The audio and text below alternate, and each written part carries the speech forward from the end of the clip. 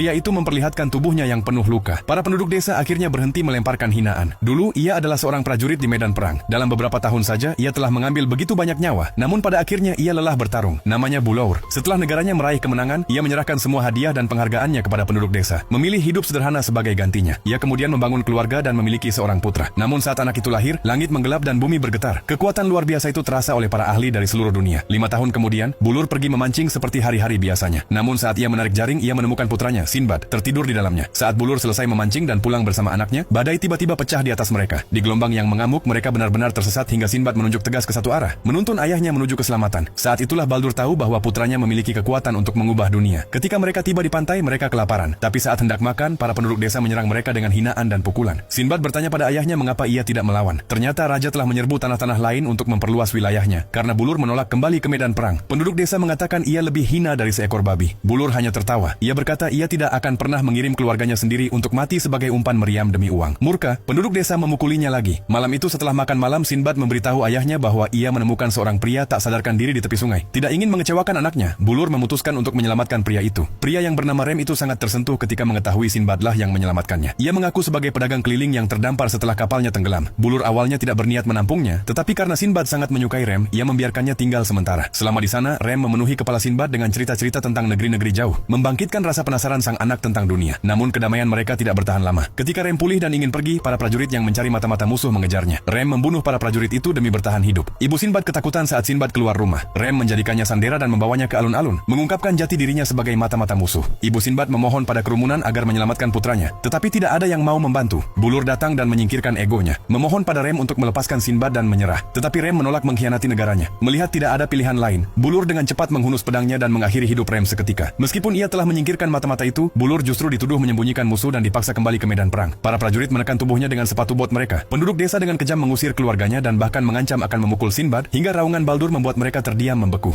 Saat itu ia merobek bajunya, memperlihatkan tubuhnya yang penuh bekas luka, menunjukkan wajah sejati perang. Ia telah menyaksikan terlalu banyak nyawa melayang. Ia telah mengambil nyawa dengan tangannya sendiri. Baru setelah Baldur berbicara tentang kejamnya perang, hinaan mereka berubah menjadi keheningan. Sebelum pergi, Bulaur berkata pada Sinbad agar menjaga ibunya. Namun beberapa bulan kemudian, yang kembali hanyalah barang-barang milik ayahnya. Jenazah Baldur tetap tertinggal di medan perang. 8 tahun berlalu, Sinbad tumbuh menjadi seorang pria, dan petualangannya baru saja dimulai.